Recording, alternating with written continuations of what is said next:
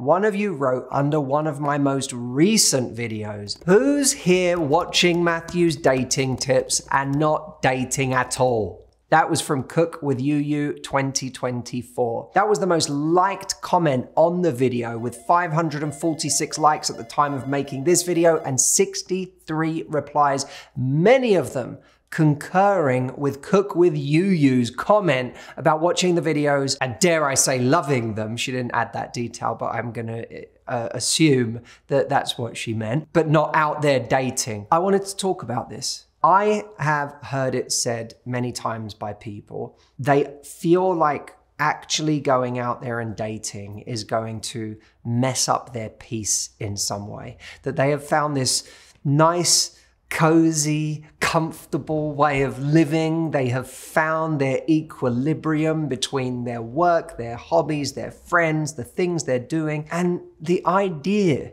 of inviting in the wild west of dating where anything can happen, any flake, player, user, manipulator can come through the door and ruin that peace is anathema. And it might not just be someone who's got bad intentions. Sometimes it could be someone who's got good intentions who we like, but then they decide they don't like us back, or they just don't text us back for a day. And our life as we knew it, all of the peaceful, serene calm that we had found gives way to this agonizing, obsessing, churning, gut-wrenching anxiety of, why aren't they texting me back? Who wants to sign up for that?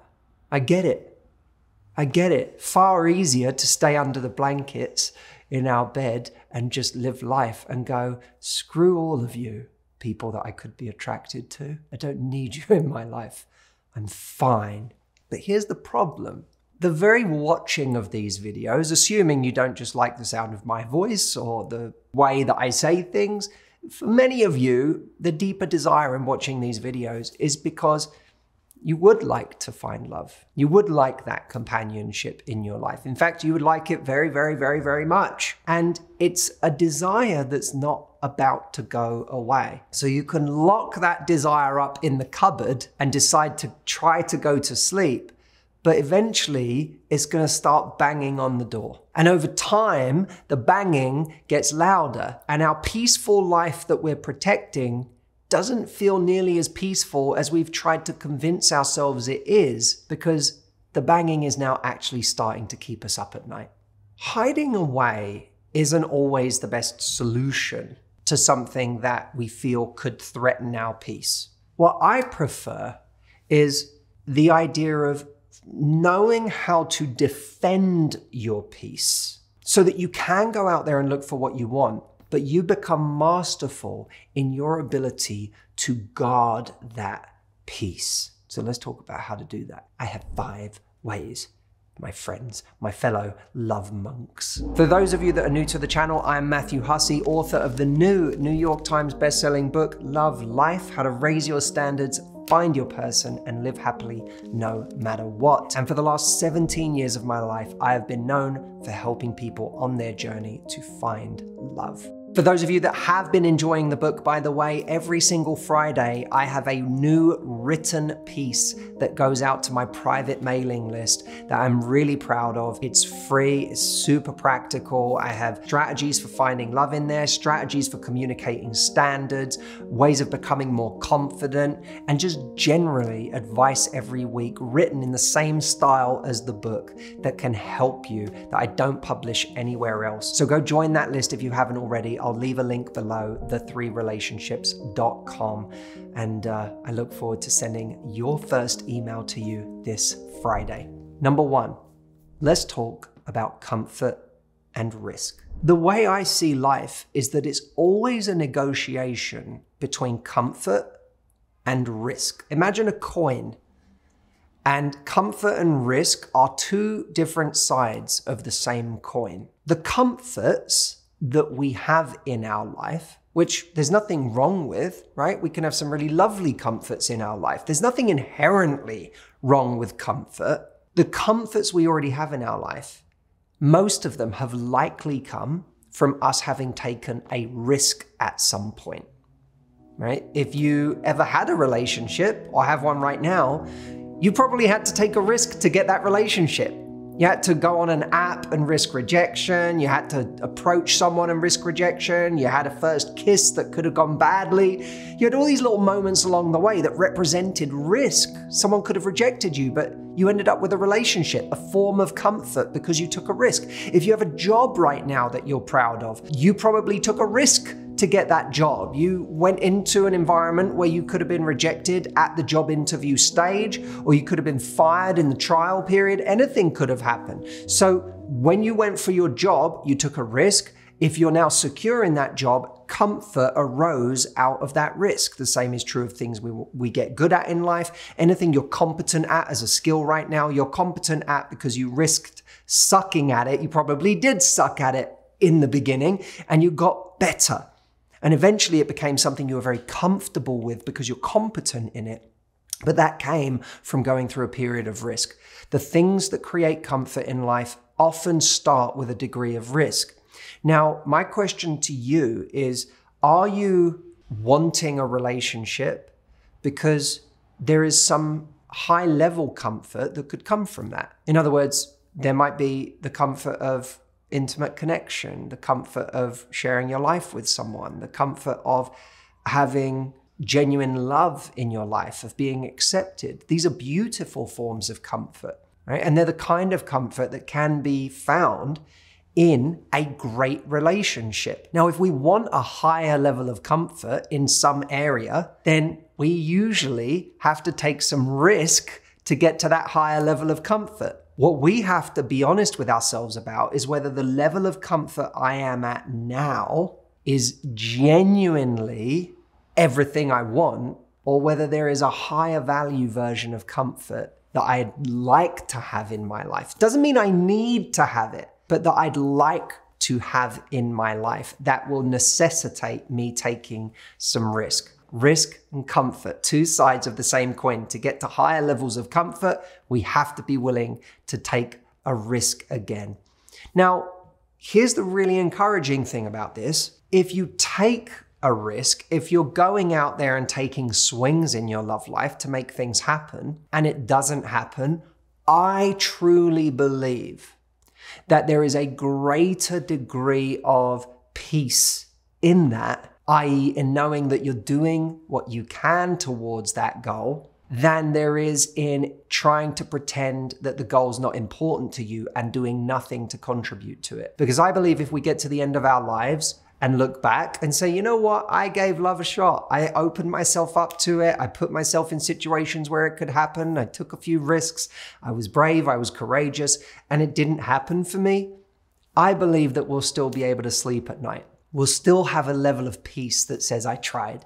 But if we shut love and relationships and people out because we're too afraid of some of the disturbances to our peace that could occur if we actually started to go out there and meet them, then I think we'll have a deeper form of unrest, which is there's something that was important to me and I didn't do what I could to make that happen. When I talk about comfort and risk, I'm not suggesting that if you never get to that level of comfort, you will never be happy. What I am saying is that in order to get to that comfort, you have to take risk. And by taking the risk, you'll feel a greater level of peace, even if you never achieve it, because you'll know you're doing what you can. Bruce Springsteen had a song lyric that I can't get off my mind when I'm making this point. It's from Dancing in the Dark. He says, you can't start a fire worrying about your little world falling apart. Well, we build our little comfortable worlds, don't we? Our cozy little worlds. And we do want to protect them. It's natural to want to do that. There are times in our lives where we also want to start a fire. And love is one of those areas. We want to start a fire. We want to go and find someone amazing. We want to go and have this incredible relationship. But we can't go and get that if we're spending our lives worried about these worlds we've constructed falling apart. The second, and dare I say, counterintuitive way that we defend our peace is by building it. Now, when I say building our peace, I mean that when we go out into the world to date, to risk heartbreak, to put ourselves out there, to take a run at things, like to give something a go, take a swing. We are building robustness. And robustness is a very important word. It's all about our ability to go and meet the world and survive the encounter, to be able to come home again. Real confidence isn't the ability to stay inside the four walls of our house, metaphorically or literally. Real confidence is knowing that even if some of the time you stay in your house for the quiet, for the comfort, for the ease that it brings, which, don't get me wrong, is delightful, you know that you can go out and confront the world and its forces and come back home in one piece. Or in several pieces sometimes, and yet here you are, still okay, a fractured, broken vessel that somehow still works. I want to read you a few lines from a book that I love. This is a book by David Whyte, a British poet, called Consolations, and he takes words and breaks them down in these little mini essays that are designed to restore life to everyday words that have lost their meaning through overuse. And he talks about the word robustness. He writes an entire little essay on robustness.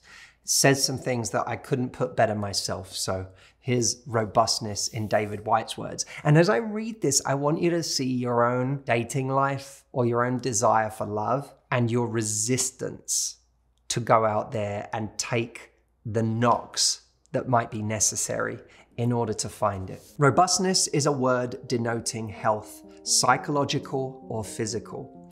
The ability to meet the world with vigor and impact. To be robust is to be physically or imaginatively present in the very firm presence of something or someone else. Being robust means we acknowledge the living current in something other than ourselves. Okay, so that idea that being robust is a sign of health, whether it's physical or psychological, the ability to go out there and be in the world in the presence of something or someone else. He goes on to say robustness and vulnerability belong together. To be robust is to show a willingness to take collateral damage. Are you willing to take collateral damage in this part of your life?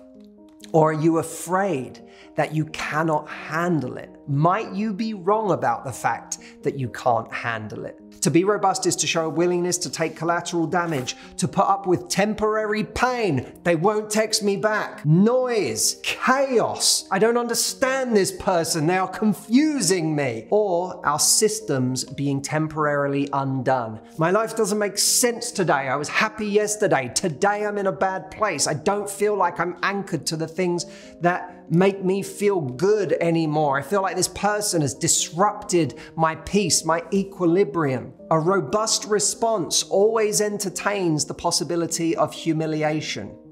It is also a kind of faith, a sense that we will somehow survive the impact of a vigorous meeting. Could we have the faith that we will survive this encounter, that we can go out there and meet someone and it not go well, and them not respond to us, or them not like us as much as we like them, or them not turn out to be the person we thought they were, and survive the encounter, survive the impact of a vigorous meeting. A lack of robustness denotes ill health, psychological or physical. It can feed on itself. Listen to this, this is really important. The less contact we have with anything other than our own body, our own rhythm, or the way we have arranged our life, the more afraid we can become of the frontier where actual noise, meetings, and changes occur. To come out and meet the world again is to heal from isolation, from grief, from illness, from the powers and traumas that first robbed us of that meeting. In other words, the things we have been through in our life that have made us afraid in the first place, that have made us afraid that we can't go out there and survive another encounter with life, with love, with heartbreak, with any of these things that have hurt us in the past. Finally, Whyte says, robustness is not an option in most human lives. To choose its opposite is to become invisible. So for point number 2, I just want to summarize that peace, a much more powerful form of peace, is knowing that you can get out there in the world, that you can have your scrapes, you can have things go wrong, you can have things not go your way, and you can live to tell the tale. When you know that, the peace you feel is the peace of being bulletproof, not the peace of hiding in your shelter. So now let's imagine that you've realized, okay, I want to get out there because A, I want to create this new form of comfort in my life where I have somebody, and I want the peace that comes from knowing that I'm doing all I can. And I also acknowledge that just the act of me going out there and meeting the world head on is going to build my robustness, which is also a form of peace because I'm showing myself that I am strong enough to survive these encounters. So you want to go out there and date as a result. You're like, okay, I'm going to go and do this. Well, now the third way of defending your peace is really important. You have to go at a pace when you're dating that you can sustain. This is deeply important. And the reason is this: you don't know if you're going to meet the love of your life tomorrow, next month, or 3 years from now. Even if you're doing the right things, there's only so much you can control, and you can't guarantee when the right person is going to come into your life. Knowing that, it's no good if we date in a way that is unsustainable, where we go into a flurry of activity in our love lives to try to find love, and after 3 months we burn out and throw in the towel and say never again. And I'm seeing this a lot right now with people who are using dating apps, who are burning out, they are sick and tired of it. Or in some people who are over dating, they're dating so many people, they are going numb to the process. And they're like, this is just taking up too much of my time, too much of my life. I can't do this. I can't make my whole life about this and it not go anywhere. So none of these are a way of approaching finding love that is sustainable. It being sustainable is key to success because you don't know exactly when it's going to happen. If you quit before you get to that point, then it won't happen. There is a concept of finite and infinite games. Finite games are games you play to win. There are winners and losers. The game has an end point. If you play a game of tennis with someone, there is an end point, right? There's a winner and a loser. But infinite games are games that you want to continue. They're games that can go on forever, right? For me, coaching, sharing ideas is an infinite game. It's not a game I want to win because it's something that I actually want to do my whole life. My friend Ali Abdaal talks about this in his videos, the idea that YouTube is what he loves, and therefore, it's something that he doesn't want to stop doing. I feel like that about sharing ideas in general. So if it's a game I want to keep doing for a long time, then I have to go about it in a way that I actually enjoy. If I'm always making videos I hate or doing it in a way that is killing me because it's too much work and it's burning me out, then this isn't going to be an infinite game for me. I'll make YouTube videos for another 6 months to a year or 2 years, and then I'll burn out. But if I want to be helping people and coaching people and sharing ideas for a very long time, I need to do it in a way that allows me to enjoy it for a very long time. Well, I would put to you that your love life is no different. I'm not saying that you want to date for the rest of your life, but if you knew that love could happen at any point, but you don't know if it's going to happen this year or next year or the year after, but that it definitely won't happen if you're not in the game, then how would you answer this question? how do I need to do this if I wanted to make sure I could do it for a long time? And you might say, well, okay, as far as dating apps are concerned, I'll limit myself to an hour a day or even half hour a day. I'm not going to allow myself any more time than that because then I just start facing burnout again. So I'm going to give myself a cutoff point. Maybe you say, I'm not going to try to go on a date every night of the week. Instead, I'm just going to go on a handful of dates per month. It might be that I say, a big part of me meeting someone is going to be joining new communities, but those communities are going to be things that are going to benefit my life regardless. You know, if they're health communities, it's going to get me fit and healthy by being in that community. Or by being in this community, I'm going to make new friends and I'm going to expand my circle, or I'm going to expand my mind because this community is teaching me something. I'm learning something new.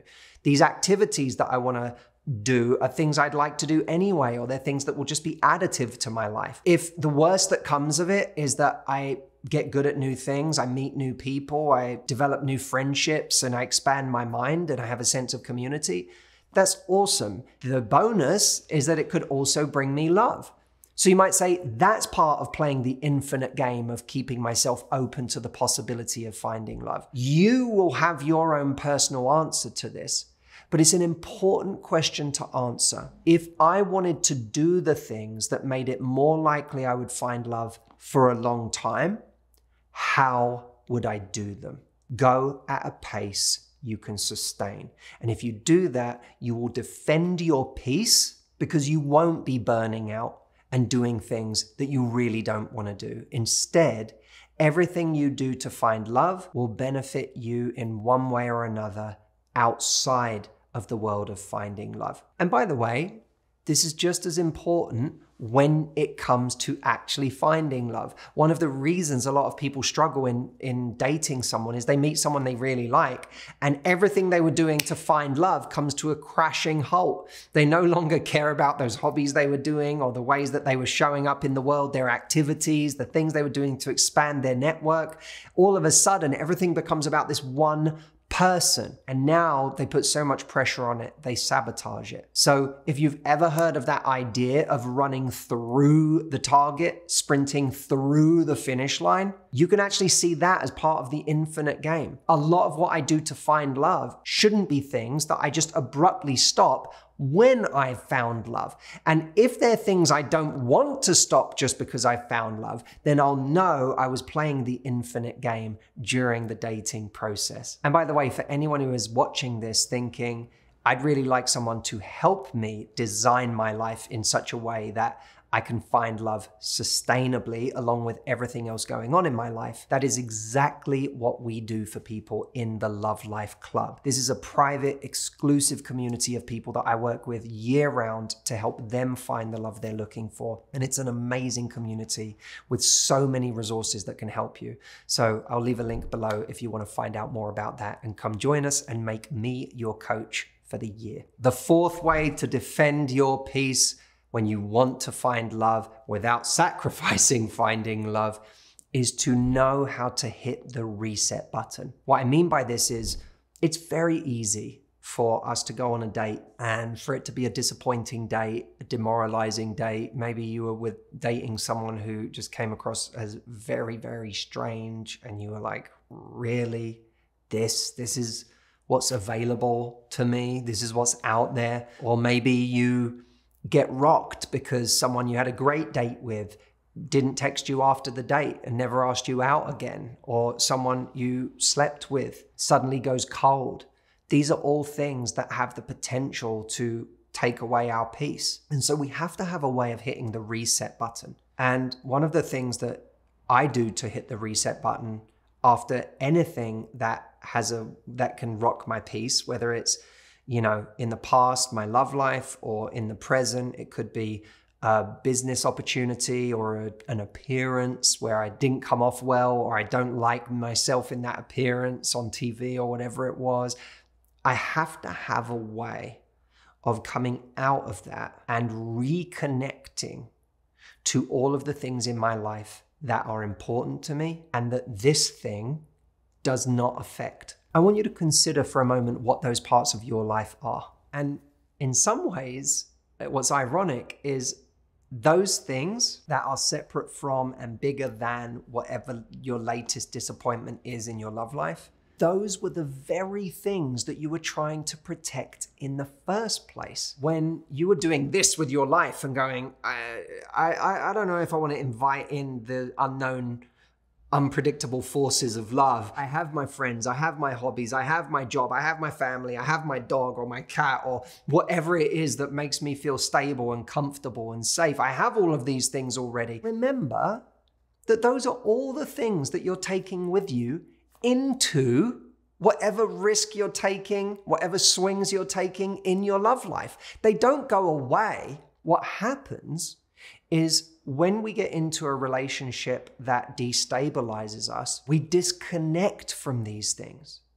So the problem isn't that the things that make you feel safe today are going anywhere. The danger is that we stop connecting to them. So what I want to encourage you to do is to have a process, a ritual, a practice that reconnects you to these things and that tells you these things are bigger. They're bigger than anything happening over here. They're separate. They're their own entities, their own parts of my life that are sacred and contained and can't be touched. You reconnect with that truth.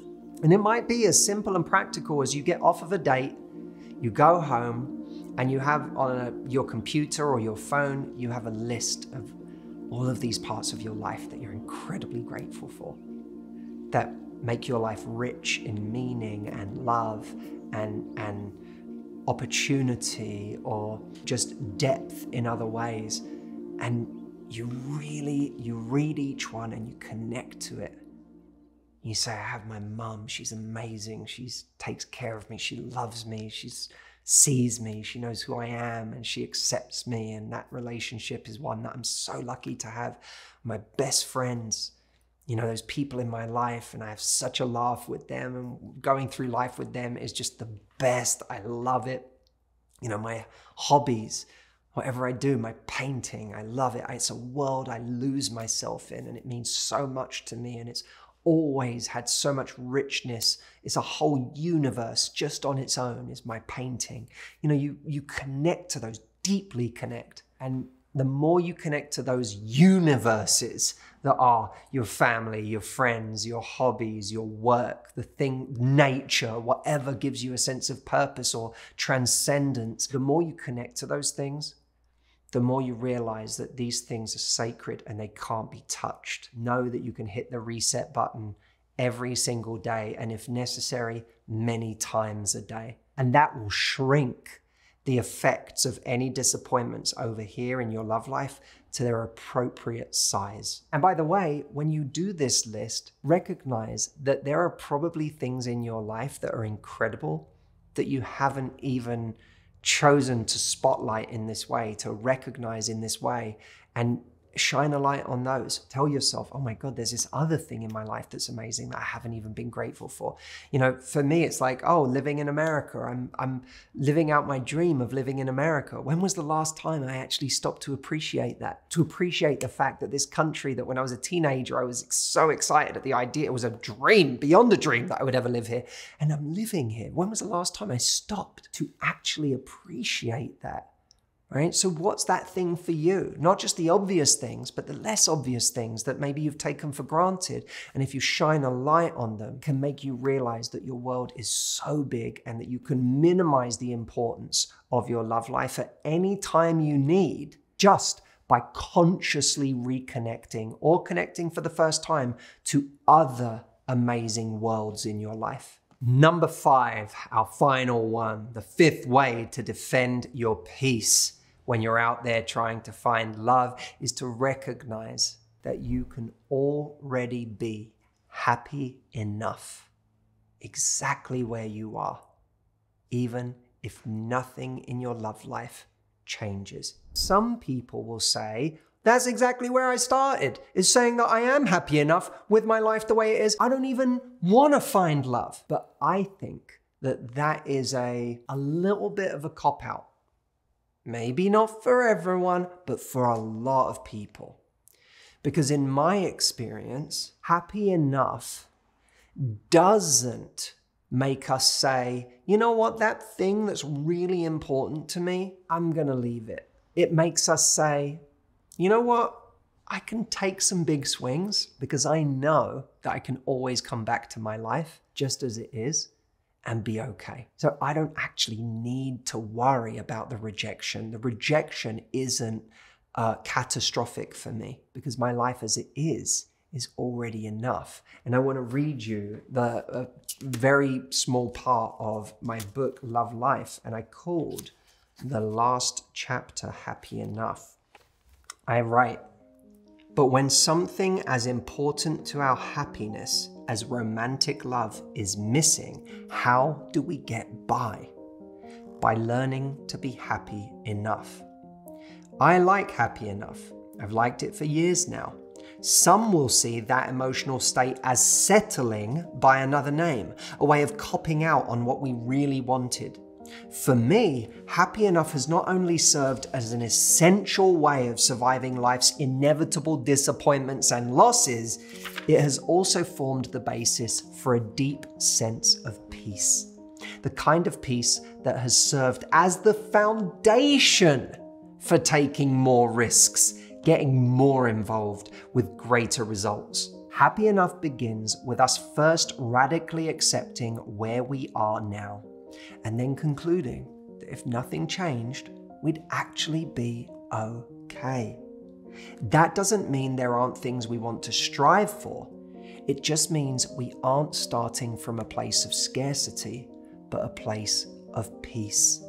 This, right now, is enough. It's amazing how much this allows you to attempt more, because all of a sudden, you have nothing to lose. If the thing we're trying to get doesn't happen, we haven't risked or lost our happiness by not getting it.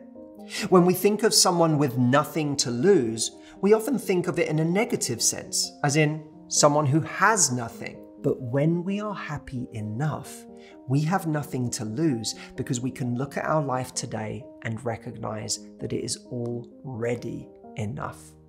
That is the truest kind of peace. This feeling of being connected to our lives and the way our lives are today and saying, this right here is enough for me. Does it mean I won't strive for more? Does it mean I won't stay curious about the possibilities? Does it mean I won't take some swings, be brave, put myself out there? Of course not. It's the reason I can do that.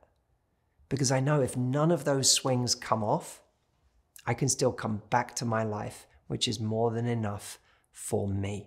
So my friends, do not allow your desire to maintain the peace you have right now to rob you of the ability to go out there and take big swings, knowing that just taking them is going to make you feel like you're doing what you can, that there is a robustness that we develop when we go out there and take big swings, whether they go well or not, and the truth that your life being awesome as it is right now is not a reason not to be open to other possibilities. It's actually every reason you should feel safe and secure in knowing that you can try and fail, knowing that you have a safe home to come back to in the life you already have.